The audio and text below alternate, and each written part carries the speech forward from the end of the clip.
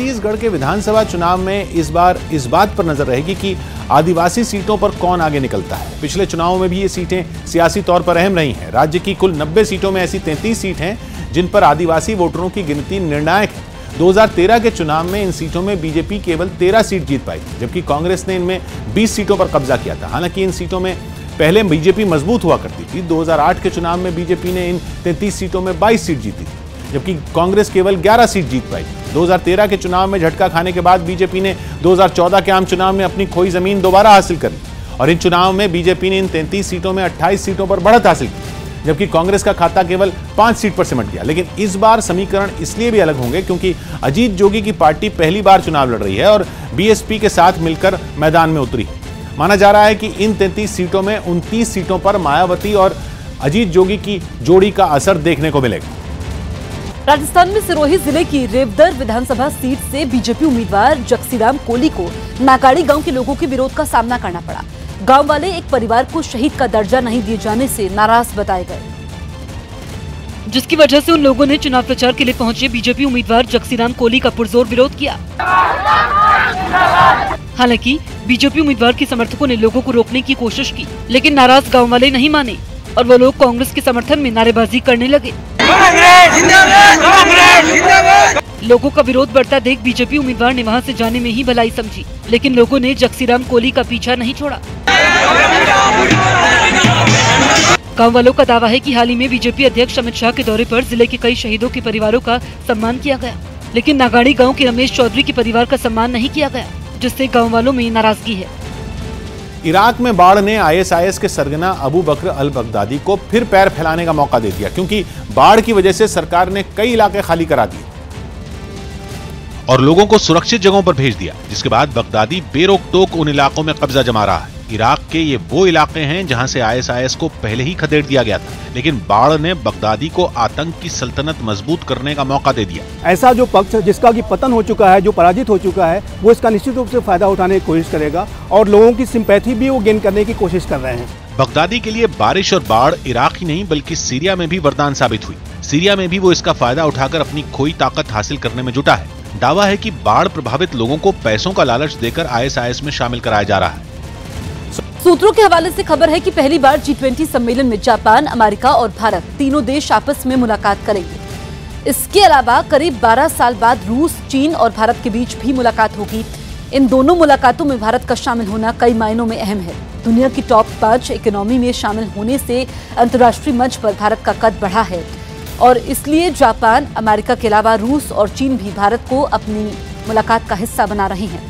साथ ही एशिया में भारत की बढ़ती ताकत और आर्थिक विकास को भी इन बैठकों के लिए अहम माना जा रहा है।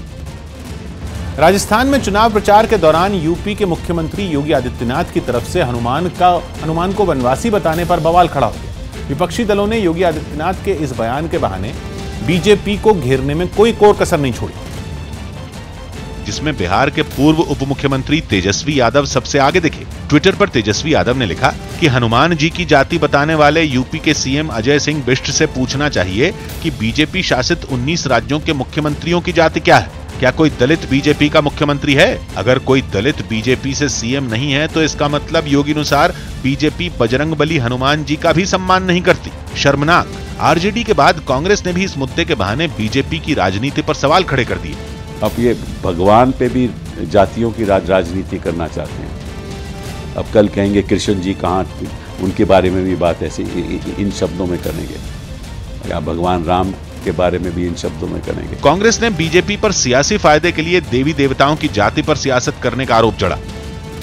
हनुमान पर दिए बयान की वजह से सीएम योगी आदित्यनाथ को घिरता देख बीजेपी उनके बचाव में सामने आई, जिसके बाद एससी समुदाय से आने वाले पार्टी नेता और सांसद उदित राज ने योगी का समर्थन किया, जिसके लिए उन्होंने त्रेता युग में भी जाति व्यवस्था का दावा कर दिया। ये आदित्यनाथ जी का जो बयान है वो कई संदर्भ में देखा जाना चाहिए। एक या तो कम से कम अब हम वास्तविकता के बड़े करीब आ रहे हैं, वरना चुनाव में होता था कि नेता लोग कहते थे जाति के ऊपर उठ करके वोट दो, लेकिन उसकी सहयोगी जेडीयू के नेता पवन वर्मा ने योगी के बयान पर तंज कस दिया। आदित्यनाथ जी को कोई चमत्कारिक पावर शक्ति से अब लोगों के गोत्र और कास्ट मालूम है हमारे भगवान के, ईश्वर के, सार्वजनिक करते जाए। पवन वर्मा ने बीजेपी को जाति की राजनीति के बजाय विकास की सियासत करने की सलाह दे दी। इस बीच उत्तर प्रदेश बीजेपी ने भी योगी आदित्यनाथ के बचाव में एक वीडियो जारी किया और उनके भाषण को गलत तरीके से पेश करने का आरोप लगाया। बजरंगबली हमारी भारतीय परंपरा में एक ऐसे लोक देवता है जो स्वयं वनवासी हैं, गिरवासी हैं, दलित हैं, वंचित हैं, सबको लेकर के सभी पूरे भारतीय समुदाय को उत्तर से लेकर दक्षिण तक, पूरब से पश्चिम तक सबको जोड़ने का कार्य बजरंगबली करते हैं। यूपी के झांसी में पिछले 11 दिनों से जारी भारत और रूस के बीच साझा अभ्यास खत्म हो गया। इस साझा अभ्यास में दोनों देशों की सेना ने साथ मिलकर आतंक को मुंहतोड़ जवाब देने के गुर सीखे, जिसके आखिरी दिन फायरिंग रेंज मैदान में दोनों देशों की सेनाओं ने मार्च पास्ट किया और भारत के मेजर जनरल PS मिन्हास और रूस के मेजर जनरल के सामने सलामी दी। इस बीच दोनों सेनाओं की बेड़े में शामिल टैंकों की भी परेड हुई, जबकि एक गाड़ी में सवार होकर दोनों देशों के बड़े अधिकारी सेना की टुकड़ी के सामने से गुजरे और उनकी सलामी ली। इस साझा अभ्यास में दोनों देशों के 500 जवान शामिल थे। पिछले 11 दिनों में भारत और रूस की सेना ने मिलकर आतंकियों की घेराबंदी करना, टैंक और रॉकेट लॉन्चर से उनके ठिकाने ध्वस्त करना और उन्हें खदेड़ने के लिए मजबूर करने जैसे टास्क को अंजाम देना सीखा। भारत के मेजर जनरल PS मिन्हास ने साझा अभ्यास के जरिए दोनों देशों की दोस्ती और गहरी होने का दावा किया। ये दोनों देशों को बुनियादी हितों के लिए बहुत जरूरी है कि हम बाकी एफर्ट्स के अलावा अपने मिलिट्री एफर्ट्स भी अपडेट करें। रूस और भारत के संबंध बहुत पुराने हैं और इंद्र 2018 का यह अभ्यास दोनों सेनाओं के बीच 10वां साझा अभ्यास था। इससे पहले अब तक 5 बार रूस में और 4 बार भारत में साझा अभ्यास हो चुके हैं। महाराष्ट्र में मराठा आरक्षण बिल पास होने के बाद राजनीतिक पार्टियों के बीच इसका क्रेडिट लेने की होड़ मच गई। कानून बनने के बाद महाराष्ट्र में मराठा समुदाय को रोजगार और शिक्षा के क्षेत्र में 16% आरक्षण मिलेगा। और यही वजह रही कि बिल पास होते ही पुणे में पार्टी कार्यकर्ताओं ने पारंपरिक अंदाज में जश्न मनाया और तालियां बजाकर अपनी खुशी का इजहार किया। उधर मुंबई में विधानसभा के बाहर भगवा साफा बांधे बीजेपी के विधायकों ने मराठा आरक्षण बिल पास होने पर एक दूसरे को मिठाई खिलाई और सीएम फडणवीस के समर्थन में नारे लगाए। देवेंद्र जी फडणवीस ने जो कई सालों में हुआ नहीं, वह कायदा कानून में बिठाकर आज मराठा समाज को आरक्षण दे रहे हैं। इससे पहले सीएम फडणवीस ने भी पार्टी के कई एमएलए के साथ खुद शिवाजी महाराज की मूर्ति पर माला चढ़ाई। वहीं पूरे मामले में बीजेपी को पॉलिटिकल माइलेज मिलता देख शिवसेना की तरफ से आदित्य ठाकरे सामने आए। शिवसेना ने मराठा आरक्षण बिल पर चर्चा के दौरान अपने विधायकों को सदन में मौजूद रहने के लिए व्हिप भी जारी किया। लिहाजा बिल सदन में पेश होते ही आदित्य ठाकरे विधानसभा पहुंच गए। उन्हें देखकर शिवसेना के एमएलए उद्धव ठाकरे के समर्थन में नारे लगाने लगे और आदित्य ठाकरे को मिठाई खिलाकर बधाई दी। आदित्य ठाकरे ने मराठा आरक्षण बिल के लिए शिवसेना की कोशिशों को क्रेडिट दिया। काफी अहम निर्णय हुआ है, आज जो बिल पास हो गया है ऐतिहासिक निर्णय है। उद्धव साहब ने पहले से ही कहा था कि मराठा समाज को अपना न्याय मिलना चाहिए। मराठा समाज ने जो मांगा था वो देना जरूरी था, जैसे 16 तक का जो रिजर्वेशन है, तो वो आज इस बिल में आया है। साथ ही उन्होंने उम्मीद जताई कि इसकी वजह से समाज के दूसरे वर्गों को कोई नुकसान नहीं होगा। जिसके बाद कांग्रेस और एनसीपी भी इस लड़ाई में कूद पड़ी। दोनों ही पार्टियों ने एक सुर में मराठा आरक्षण बिल पर फडणवीस सरकार की कोशिश को खारिज कर दिया और कांग्रेस ने मराठा आरक्षण बिल का पूरा क्रेडिट मराठा समाज को दे दिया। हमारा पूरा समर्थन इस बात को है और हमारे वक्त ही हम लोगों ने इनिशिएट किया था, इसका मुझे खुशी है। तो सही सेलिब्रेशन होगा, मराठा समाज ने सेलिब्रेशन करना चाहिए, ये क्रेडिट किसी पार्टी का नहीं है। वहीं एनसीपी भी इस मुद्दे पर कांग्रेस की हाँ में हाँ मिलाती दिखी। हमारी जो मानसिकता थी उसको आगे ले जाने का काम इन्होंने किया है। अगर ये 4 साल में 2 साल में हो जाता तो ये 40 जो हमारे हुतात्मा हुए हैं, जो अस्वस्थता समाज में थी, वो नहीं होती थी। इतना ही नहीं, एनसीपी ने मराठा आरक्षण पर फडणवीस सरकार के बिल को पिछली सरकार की नकल करार दिया। इस बीच सीएम देवेंद्र फडणवीस ने साफ किया कि मराठा आरक्षण बिल पास करने के लिए उनकी सरकार ने अदालत की सभी शर्तों का पूरा ख्याल रखा। जो ओबीसी का आरक्षण है उसको किसी भी प्रकार से कम न करते हुए उसके बाहर यह आरक्षण दिया गया है। पिछले कई दशकों से मराठा समाज जो संघर्ष कर रहा था, आज एक प्रकार से राज्य सरकार ने उसके ऊपर पूरी तरीके से कार्रवाई की है। वहीं मराठा आरक्षण का बिल पास होने के बाद महाराष्ट्र में मुस्लिम आरक्षण की मांग भी तेज हो गई। एसपी के बाद असदुद्दीन ओवैसी की पार्टी एमआईएम ने भी मुसलमानों को आरक्षण देने की मांग की।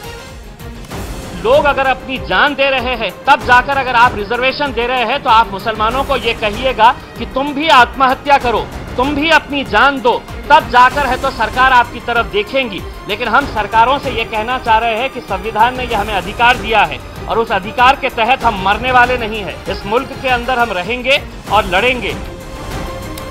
ऑस्ट्रेलिया में सिडनी के आसपास के इलाकों में तूफान और भारी बारिश की वजह से बाढ़ आ गई। इस बारिश और बाढ़ ने वहां भारी तबाही मचाई, जिसकी चपेट में आने से 4 लोगों की मौत हो गई। जबकि तूफान के वक्त का एक वीडियो सोशल मीडिया पर शेयर किया गया, जिसमें सिडनी के पास समंदर में तेज हवा की वजह से एक नाव बुरी तरह डगमगाती नजर आई। शेयर किए गए एक और वीडियो में एक प्लेन पानी से भरे हुए एक रनवे से उड़ान भरता दिखा। तूफान की वजह से सिडनी एयरपोर्ट के 2 रनवे बंद कर दिए गए, जिसकी वजह से 130 विमानों की उड़ान रद्द कर दी गई। एयरपोर्ट के रनवे की तरह ही वहां की सड़कों पर भी पानी भर गया, जहां से कई गाड़ियां गुजरती नजर आईं। बाढ़ की वजह से कई सड़कें बंद कर दी गईं। बारिश और तूफान की वजह से सिडनी में करीब 8000 मकानों की बिजली सप्लाई रोक दी गई, ताकि किसी तरह के खतरे से बचा जा सके। यही नहीं, अधिकारियों ने लोगों को तूफान और बारिश के समय अपने घरों में रहने की सलाह भी दी, क्योंकि आने वाले दिनों में वहां और भारी बारिश की आशंका जताई गई। बारिश की वजह से सिडनी की कई सड़कों पर कई घंटों तक जाम लगा रहा। बारिश के दौरान हवा की रफ्तार 90 किलोमीटर प्रति घंटा थी, जिसकी वजह से कई मकानों को भी नुकसान पहुंचा। बारिश का पानी कई लोगों के मकानों में घुस गया। हालांकि वहां होने वाली बारिश और तूफान की आशंका मौसम विभाग ने पहले ही जता दी थी, जब करीब 1 हफ्ते पहले आंधी के साथ उठे धूल के गुबार ने सिडनी के एक हिस्से को घेर लिया था। इस बीच वहां के अधिकारियों के लिए एक और मुसीबत खड़ी हो गई। तूफान की वजह से सिडनी के पास क्वींसलैंड में जंगल की झाड़ियों में आग लग गई। तूफान की वजह से यह आग पूरे जंगल में फैलने की आशंका जताई गई, जिसका असर वहां रहने वाले 60,000 लोगों पर पड़ेगा।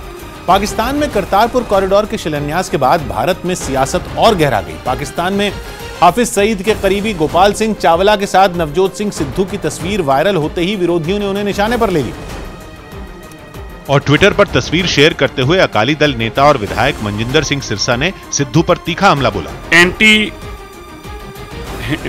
इंडिया काम करते हैं, ऐसे आदमियों का साथ देना, वो भी तब जब कैप्टन अमरिंदर सिंह खुद ये मान चुके हैं कि वो पाकिस्तान नहीं जाएंगे, क्योंकि पाकिस्तान देश को तोड़ने की बात करता है, आतंकवाद की बात करता है, तो क्या उसके खिलाफ कोई कार्रवाई करने को तैयार है? दिल्ली सिख गुरुद्वारा प्रबंधक कमेटी के जनरल सेक्रेटरी मनजिंदर सिंह सिरसा ने सिद्धू को कांग्रेस से बर्खास्त करने की मांग कर डाली। सिरसा के साथ बीजेपी के आला नेताओं ने भी सिद्धू पर हमला बोलने में देर नहीं लगाई। जोश में होश नहीं खोना चाहिए। पाकिस्तान की जो करतूतें हैं, जो कारस्तानियां हैं, वो जग जाहिर है। पाकिस्तान में करतारपुर कॉरिडोर के शिलान्यास कार्यक्रम में खालिस्तान समर्थक और हाफिज सईद का करीबी गोपाल सिंह चावला मौजूद था। वहां उसने पाकिस्तान के आर्मी चीफ जनरल बाजवा से हाथ मिलाया। लेकिन कार्यक्रम में हिस्सा लेने पहुंचे सिद्धू के साथ खींची गई तस्वीर सामने आने पर मामला ज्यादा गर्मा गया। इससे पहले इमरान खान के साथ शपथ ग्रहण समारोह में उनके जनरल बाजवा से गले मिलने पर भी सियासी हंगामा मचा था। लेकिन अब गोपाल सिंह चावला के साथ फोटो खिंचवाने पर बवाल मचा तो सिद्धू ने भारत पहुंचते ही विरोधियों को जोरदार जवाब दिया। मैं वहां 20,000 लोगों के साथ फोटोएं खिंचाता हूँ, आज भी खिंचाता हूँ, पहले भी जब जाते सिद्धू साहब सेल्फी, सिद्धू साहब सेल्फी, आओ महाराज सिद्धू साहब सेल्फी। अब उसमें चीमा कौन और चावला मैं नहीं जानता। वहीं सिद्धू के बचाव में कांग्रेस भी सामने आई और पाकिस्तान में करतारपुर कॉरिडोर के शिलान्यास में शामिल केंद्रीय मंत्रियों को ही घेर लिया। ये सवाल मोदी जी से नहीं पूछा जाना चाहिए। हरदीप पुरी जी और हरसिमरत कौर बादल जी दो भारत सरकार के मंत्री उस फंक्शन में करतारपुर साहब के नहीं थे और मोदी जी और सुषमा स्वराज जी ने उन्हें भारत का औपचारिक नुमाइंदा बनाकर क्यों भेजा था? करतारपुर कॉरिडोर के शिलान्यास कार्यक्रम में गोपाल सिंह चावला केंद्रीय मंत्रियों के पास ही नजर आया था। उसने कार्यक्रम में शामिल शिरोमणि गुरुद्वारा प्रबंधक कमेटी के प्रमुख गोविंद सिंह लोंगोवाल के साथ भी अपनी तस्वीर सोशल मीडिया पर शेयर की। इसलिए भी कांग्रेस को विरोधियों पर पलटवार का मौका मिल गया। हालांकि कांग्रेस की दलीलों के बावजूद सिद्धू पर अकाली दल के हमले नहीं रुके। आज ਜਿਹੜੇ ਉਹਨਾਂ ਦੇ ਹਲਕੇ ਟੈਰਰਿਸਟ ਅਟੈਕ ਹੋਇਆ ਸੀ ਉਹਦੇ ਲਿੰਕ ਗੋਪਾਲ ਚਾਵਲੇ ਨਾਲ ਸੀ। ਜੇ ਉਹਨਾਂ ਨਾਲ ਹੱਥ ਮਿਲਾਉਣਗੇ ਜਾਂ ਕੁਝ ਕਰਨਗੇ ਫਿਰ ਸਿੱਧੂ ਸਾਹਿਬ ਆਨਸਰ ਕਰਨਗੇ कि उन्होंने की प्रायोरिटी की है, अपना देश प्रायोरिटी है या कोई और प्रायोरिटी है। अकाली दल ने शिलान्यास कार्यक्रम में गोपाल सिंह चावला को बुलाने पर पाकिस्तान सरकार को भी आड़े हाथ लिया। हालांकि गोपाल सिंह चावला के साथ फोटो खिंचवाने के मुद्दे पर सिद्धू को कांग्रेस के बड़े नेताओं का साथ मिला, लेकिन सिद्धू को लेकर खुद पंजाब कांग्रेस की गुटबाजी खुलकर सामने आ गई। और सीएम कैप्टन अमरिंदर सिंह के करीबी माने जाने वाले एक मंत्री ने गोपाल सिंह चावला के बहाने सिद्धू पर हमला बोल दिया। हम नहीं चाहते कि कोई किसी खालिस्तानी के साथ या आतंकवादी के साथ खड़े या बैठे या उठे, ये मुझे दुख है। ये अगर कोई मिला है तो नहीं मिलना चाहिए। लेकिन वहीं गोपाल सिंह चावला के साथ तस्वीर खिंचवाने के मुद्दे पर कांग्रेस के ही कई नेता खुलकर सिद्धू के साथ खड़े हो गए। दोबारा कोई अगर किसी उसकी पार्टी में गए, उनके पास कोई इन्विटेशन में गए, फिर तो मैं कहूँगा कि सिद्धू गलत है। अगर वो फंक्शन में मिला है तो सिद्धू का कोई कसूर नहीं है। चर्चा है कि करतारपुर साहिब कॉरिडोर के मुद्दे पर सिद्धू के बढ़ते सियासी कद को देखते हुए कांग्रेस में गुटबंदी तेज हो गई। मध्य प्रदेश में विधानसभा चुनाव में हुए मतदान के बाद बीजेपी के वरिष्ठ नेता बाबूलाल गौर ने नतीजे आने से पहले ही अपनी पार्टी की हार मान ली और कांग्रेस की जीत का दावा किया। बाबूलाल गौर ने कांग्रेस नेता आरिफ अकील से बात करते हुए उनके कैबिनेट मंत्री बनने का भरोसा जताते हुए उन्हें इसके लिए बधाई भी दी। इतना ही नहीं, उन्होंने बीजेपी के टिकट बांटने के तरीके पर भी सवाल खड़े किए।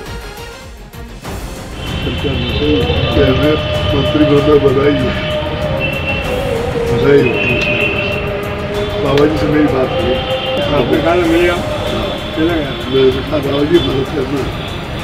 तो कह रहे यार मैं बाहर से आ रहा हूँ, मैंने 2 बार फोन आ चुका, मैं 1-2 बार गया भी उधर, दूसरे काम से गया। अरे कह रहे उनके बारे तो कह रहे मैं दिल से बताता हूँ। चीन के नानजिंग शहर पर धुंध की चादर छा गई, जिसके बाद वहां की कुछ सड़कों पर ट्रैफिक बंद कर दिया गया। प्रशासन ने भी लोगों को बहुत जरूरी होने पर ही घर से निकलने की सलाह दी, क्योंकि हालात ये हैं कि धुंध की मोटी चादर की वजह से नानजिंग की ऊंची ऊंची इमारतें भी दिखाई देना बंद हो गईं। ड्रोन कैमरे की मदद से बनाए गए एक वीडियो में धुंध के बीच से झांकती ऊंची इमारतें बहुत मुश्किल से पहचान में आ रही। ऐसा लगने लगा है कि जैसे इमारतों से सफेद धुआं निकल रहा हो। शहर में 50 मीटर दूर तक भी देखना मुश्किल हो गया। धुंध के बीच सड़कों पर चल रही गाड़ियां खिलौनों की तरह दिख रही। वहीं कुछ इलाकों में धुंध ज्यादा होने की वजह से हाईवे पर ट्रैफिक रोक दिया गया। मौसम विभाग ने प्रदूषण और धुंध को देखते हुए रेड अलर्ट का ऐलान कर दिया है और अनुमान जताया है कि शहर में ये हालात 1 हफ्ते से भी ज्यादा वक्त तक खिंच सकते हैं।